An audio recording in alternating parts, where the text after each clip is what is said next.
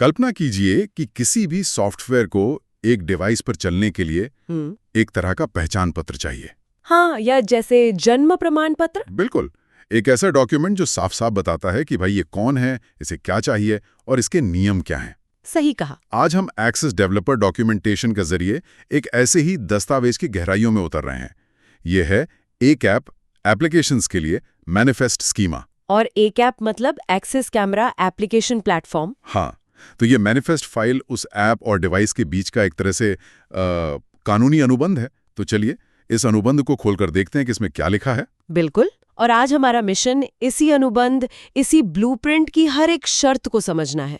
इसकी नींव से लेकर इसकी सबसे ऊपरी मंजिल तक सब कुछ। अच्छा, हम ये देखेंगे कि डेवलपर्स एक्सेस डिवाइस के लिए अपनी एप्लीकेशन को कैसे परिभाषित करते हैं, और ये सिर्फ कोड लिखने से कहीं ज्यादा है। ये डिवाइस के साथ एक भरोसेमंद रिश्ता बनाने के बारे में है। ठीक है। तो इस अनुबंध का पहला हिस्सा क्या होता है? जाहिर है, पहचान। हाँ बिल्कुल, जैसे किसी भी एग्रीमेंट में पार्टियों के नाम होते हैं, वैसे ही यहाँ schema version, app name. Vendor और वर्जन, ये तो एप्लीकेशन की नेम प्लेट की तरह हो गया। एकदम सही। और ये बहुत महत्वपूर्ण है। ऐप नेम असल में उस फाइल का नाम है जो चलेगी। वेंडर बताता है कि इसे बनाया किसने है। और वर्जन, ये तो सिर्फ एक नंबर होगा, है ना? सिर्फ एक नंबर नहीं, इसे सिमेंटिक वर्जनिंग के नियमों का पालन करना होता है। मतलब वर्जन हमेशा 1.2.3 जैसे फॉर्मेट में होगा। अच्छा, मेजर, माइनर और पैच। हाँ, इससे अपडेट्स को मैनेज करना बहुत आसान हो जाता है। पता चलता है कि एक छोटा सा बग फिक्स है या कोई बड़ा नया फीचर रिलीज। तो ऐप नेम तो मशीन के लिए हो गया, लेकिन हम इंसानों के लिए भी तो एक आसान नाम होना चाहिए। मुझे अब फ्रेंडली नेम दिख रहा है। सही पकड़ा। ऐप नेम शायद मोशन डिटेक्ट V2 ऑप्टिमाइज्ड जैसा कुछ हो, लेकिन फ्रेंडली नेम होगा स्मार्ट मोशन डिटेक्टर। हाँ, ये तो समझ आता है। ये वो नाम है जो यूजर को वेब इंटरफेस में दिखेगा। और फिर है ऐप आईडी जो एक्सेस खुद देता है। अच्छा, ये यूनिक होता होगा। बिल्कुल, ये ऐप का यूनिक आइडेंटिफिकेशन नंबर है, जैसे हमारा आधार कार्ड नंबर। और ये खास तौर पर लाइसेंसिंग के लिए बहुत जरूरी है। तो इसके बिना सिस्टम को पता नहीं चलेगा कि ऐप असली है या नहीं। सही कहा। अच्छा, तो ये पहचान वाला हिस्सा पूरा हुआ। इसमें एक और चीज है, आर्किटेक्चर। ये क्या बताता है? आर्किटेक्चर ये बताता है कि ऐप किस तरह के प्रोसेसर पर चलने के लिए बना है। जैसे AArch64 या ARM v7HF। हाँ, इसे आप ऐसे समझ सकते हैं कि ये बता रहा है कि ऐप किस तरह के दिमाग वाले डिवाइस पर चल सकता है। और इसमें एक बहुत स्मार्ट चीज है। क्या? अगर डेवलपर इसे खाली छोड़ दे तो बिल्ड प्रोसेस के दौरान ये अपने आप सही वैल्यू भर देता है। अच्छा, तो गलती की गुंजाइश कम हो जाती है। बिल्कुल, इससे ये पक्का हो जाता है कि कोई ऐप को गलत हार्डवेयर पर इंस्टॉल करने की कोशिश न करे। तो अनुबंध का पहला हिस्सा पूरा हुआ। हाँ। ऐप ने अपना पहचान पत्र दिखा दिया है। हाँ, लेकिन अब सौदे का सबसे जरूरी हिस्सा आता है। ऐप को डिवाइस से चाहिए क्या? सही। कोई भी ऐप हवा में नहीं चलता, उसे सिस्टम के संसाधनों की जरूरत होती है। तो ये अनुबंध का मांग पत्र वाला हिस्सा है। दस्तावेज में रिसोर्सेज ऑब्जेक्ट का जिक्र है। हाँ, और यहीं से सुरक्षा और स्थिरता की कहानी शुरू होती है। लिनक्स संसाधनों के तहत डेवलपर को डायनामिक यूजर और स्टैटिक यूजर के बीच चुनना होता है। इन दोनों में क्या फर्क है? स्टैटिक यूजर का मतलब है कि ऐप डिवाइस पर पहले से मौजूद किसी अकाउंट जैसे रूट या HTTPD का इस्तेमाल करेगा। मतलब ये अनुमान लगाना आसान बनाता है। हाँ, लेकिन डायनामिक यूजर ज्यादा दिलचस्प है। वो कैसे? ये सुरक्षा के एक बुनियादी सिद्धांत लीस्ट प्रिविलेज यानी न्यूनतम विशेषाधिकार को लागू करता है। अच्छा। डायनामिक यूजर का मतलब है कि जब ऐप इंस्टॉल होता है तो सिस्टम सिर्फ उसी ऐप के लिए एक नया बिल्कुल अलग यूजर अकाउंट बना देता है। अरे वाह! आपको सिर्फ वही अधिकार मिलते हैं जिनकी उसे सख्त जरूरत है। इससे अगर आप में कोई सेंध लगती भी है तो हमलावर पूरे डिवाइस पर कब्जा नहीं कर सकता। ये तो एक मेहमान को सिर्फ लिविंग रूम में आने की इजाजत देने जैसा है, ना कि पूरे घर की चाबियां देने जैसा। क्या बात है, बिल्कुल सही एनालॉजी है। और जब ऐप अनइंस्टॉल होता है तो वो यूजर अकाउंट भी हटा दिया जाता है। ये तो बहुत ही शानदार सुरक्षा सुविधा है। Use and throw account. हाँ। और ग्रुप्स के बारे में क्या? यहाँ ग्रुप्स और कंडीशनल ग्रुप्स का भी जिक्र है। बिल्कुल। अगर किसी ऐप को वीडियो स्ट्रीम या ऑडियो जैसे खास हार्डवेयर तक पहुंचना है तो उसे कुछ खास ग्रुप्स का सदस्य होना पड़ता है। जैसे वीडियो ग्रुप? हाँ, ग्रुप्स एक अनिवार्य मांग है। अगर ऐप को वीडियो ग्रुप चाहिए और वो डिवाइस पर मौजूद नहीं है तो इंस्टॉलेशन फेल हो जाएगा। और कंडीशनल ग्रुप्स? वो एक लचीली मांग है ये ऐसा है जैसे ऐप कह रहा हो, अगर ऑडियो ग्रुप मौजूद है तो मुझे उसमें शामिल कर दो, लेकिन अगर नहीं है तो कोई बात नहीं, मैं उसके बिना भी अपना काम चला लूंगा। ये तो बहुत समझदारी वाली बात है। मतलब ऐप जिद्दी होने के बजाय लचीला बनता है। बिल्कुल। इससे ऐप अलग अलग क्षमताओं वाले डिवाइसों पर चल पाता है। और क्या सिस्टम से बात करने के और भी तरीके हैं? मुझे लगता है डीबस का जिक्र भी था। वो इस तस्वीर में कहाँ फिट होता है? डीबस को डिवाइस के सॉफ्टवेयर का नर्वस सिस्टम समझिए। Nervous system. हाँ, अलग अलग प्रोग्राम एक दूसरे को संदेश भेजने के लिए इसका इस्तेमाल करते हैं। यहाँ भी वही अनिवार्य और लचीली मांग का सिद्धांत है।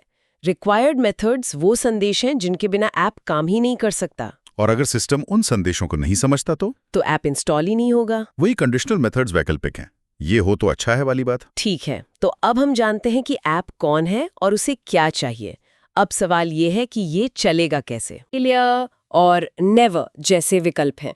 इनका क्या मतलब है? हर एक का एक खास मकसद है। वंस का इस्तेमाल किसी सेटअप स्क्रिप्ट के लिए होता है जो बस एक बार चलती है, कुछ सेटिंग्स कॉन्फ़िगर करती है और बंद हो जाती है। और रिस्पॉन?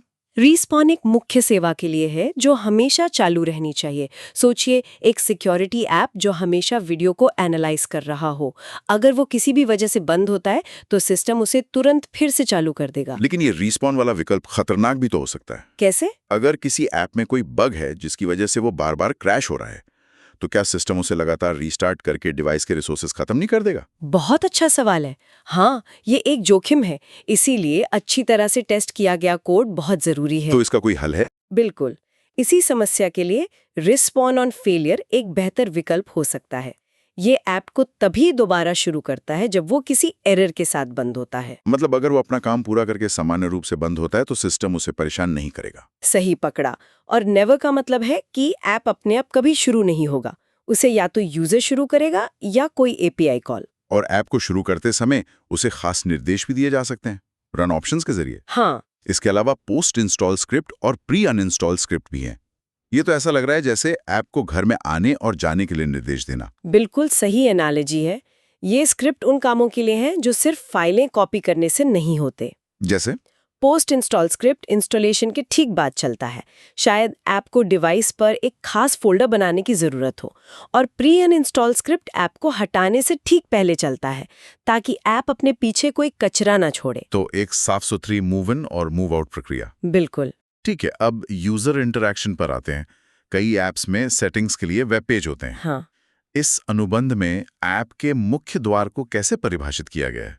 मुझे सेटिंग पेज और HTTP कॉन्फ़िग जैसे शब्द दिख रहे हैं। तो सेटिंग पेज उस मुख्य HTML फाइल का नाम है जो यूजर को ऐप के वेब इंटरफेस में दिखती है। और HTTP कॉन्फ़िग ये बताता है कि वेब सर्वर उस ऐप से कैसे बात करेगा। जैसे फास्ट सीजी का इस्तेमाल करना है या ट्रांसफर सीजी का? सही कहा। फास्ट सीजी को आप वेब सर्वर और ऐप के बीच एक dedicated high speed communication line समझ सकते हैं, जो बहुत कुशल होती है। और यहाँ सुरक्षा का भी ध्यान रखा गया होगा। सबसे ऊपर, हर वेब पेज या स्क्रिप्ट के लिए एक्सेस नीति तय की जा सकती है, एडमिन, ऑपरेटर या व्यूअर, ताकि ये कंट्रोल किया जा सके कि कौन क्या देख सकता है या बदल सकता है। तो वेब इंटरफेस तो इंसानों के लिए हो गया, लेकिन आजकल सब कुछ ऑटोमेटेड होता है। क्या कोई तरीका है कि दूसरी मशीनें इस ऐप की सेटिंग्स को बदल सकें? चाहता है हाँ। तो वो हर कैमरे के वेब पेज पर तो नहीं जाएगा। वहां वो पैरम कॉन्फ़िग का इस्तेमाल करके वैपिक्स एपीआई के जरिए एक ही कमांड से ये काम कर सकता है। अच्छा, तो ये ऑटोमेशन की असली ताकत है। बिल्कुल। ये तो बहुत शक्तिशाली है। अच्छा, एक और चीज है जो थोड़ी जटिल लग रही है, रिवर्स प्रॉक्सी। ये क्या भला है? हाँ। इसे ऐसे समझिए कि डिवाइस का मेन वेब सर्वर एक बिल्डिंग का रिसेप्शनिस्ट है। ठीक है। अब मान लीजिए आपके ऐप के अंदर अपना खुद का एक छोटा वेब सर्वर चल रहा है। जब बाहर से कोई रिक्वेस्ट आती है जो माय ऐप वीडियो जैसे खास पते पर जाना चाहती है, तो रिसेप्शनिस्ट को पता होता है कि ये रिक्वेस्ट ऐप के सर्वर के लिए है। बिल्कुल, और वो उस रिक्वेस्ट को सीधे ऐप के सर्वर पर भेज देता है। यही काम रिवर्स प्रॉक्सी करता है। और ये वेब सॉकेट के लिए भी काम करता है। उसका क्या मतलब हुआ? वेब सॉकेट एक live two way communication channel है, जैसे कैमरा से एक लाइव वीडियो स्ट्रीम या रियल टाइम डेटा सीधे वेब ब्राउजर में दिखाना। अच्छा, ये बहुत कुशल तरीका होगा। हाँ, बहुत ज्यादा। और यहाँ भी एक्सेस नीतियां हैं, लेकिन एक खास विकल्प भी है, एनोनिमस, मतलब ऐसा डेटा जिसे कोई भी बिना लॉगिन किए देख सकता है। हम इस अनुबंध के अंत के करीब हैं। अब आते हैं फाइन प्रिंट पर। हाँ, कंटेनर्स और कॉपी प्रोटेक्शन।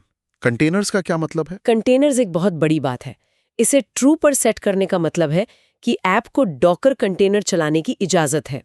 कंटेनर मतलब सॉफ्टवेयर के लिए एक बंद डिब्बा। सही पकड़ा। ऐप और उसकी सारी जरूरतें एक बंद डिब्बे में पैक होती हैं। ये डिब्बा किसी भी डिवाइस पर एक जैसा चलता है। ये आधुनिक सॉफ्टवेयर डिप्लॉयमेंट के लिए एक बहुत बड़ी क्षमता है। और अंत में कॉपी प्रोटेक्शन। ये तो नाम से ही लग रहा है कि पैसे से जुड़ा मामला है। हाँ, ये डेवलपर की बौद्धिक संपदा की रक्षा यानी लाइसेंसिंग के बारे में है। 3 विकल्प हैं। नन मतलब ऐप मुफ्त है। ठीक है। एक्सेस का मतलब है कि ऐप एक्सेस के आधिकारिक लाइसेंसिंग सिस्टम का इस्तेमाल करेगा, जिसके लिए वही ऐप आईडी चाहिए होता है। और कस्टम? कस्टम डेवलपर को अपनी खुद की लाइसेंसिंग प्रणाली लागू करने की छूट देता है। तो इस सब का क्या मतलब है? हमने एक पूरी एप्लीकेशन मैनिफेस्ट को देखा। ये एक साधारण नाम और संस्करण से शुरू होता है, लेकिन जल्दी ही ये एक विस्तृत अनुबंध बन जाता है। हाँ, जो बताता है कि उसे किन सिस्टम उपयोगकर्ताओं और ग्रुप्स की जरूरत है, उसे कैसे और कब चलना चाहिए, उपयोगकर्ता उससे कैसे बात कर सकते हैं, और यहाँ तक कि उसकी सुरक्षा और लाइसेंसिंग कैसे की जाती है। ये वाकई ऐप और डिवाइस के बीच एक अविश्वसनीय रूप से विस्तृत एग्रीमेंट है। बड़ी तस्वीर से जोड़ें तो ये संरचित मैनिफेस्ट एक स्थिर और सुरक्षित इकोसिस्टम की कुंजी है। डेवलपर्स को अपनी मंशा पहले से घोषित करने के लिए मजबूर करके प्लेटफॉर्म नियमों को लागू कर सकता है, टकराव को रोक सकता है और ये सुनिश्चित कर सकता है कि तीसरे पक्ष के ऐप्स भी उम्मीद के मुताबिक व्यवहार करें। तो ये सिर्फ एक कॉन्फ़िगरेशन फाइल नहीं है? बिल्कुल नहीं। ये प्लेटफॉर्म में विश्वास बनाने का एक ढांचा है। ये मैनिफेस्ट एक एप्लीकेशन की जरूरतों और व्यवहार की एक बहुत ही साफ घोषणा है। एक मिनट के लिए सोचिए, अगर हमारे फोन या कंप्यूटर पर मौजूद हर ऐप को इंस्टॉल करने से पहले इस तरह का एक विस्तृत अनुबंध प्रकाशित करना पड़े, तो ये हमारे सोचने के तरीके को कैसे बदल सकता है? ये तो बहुत बड़ा सवाल है। अगर हमें ठीक-ठीक पता हो कि एक ऐप हमारे डिवाइस से क्या-क्या मांग रहा है और वो कैसे व्यवहार करेगा, तो हम किन ऐप्स पर भरोसा करेंगे और किन्हें नजरअंदाज कर देंगे।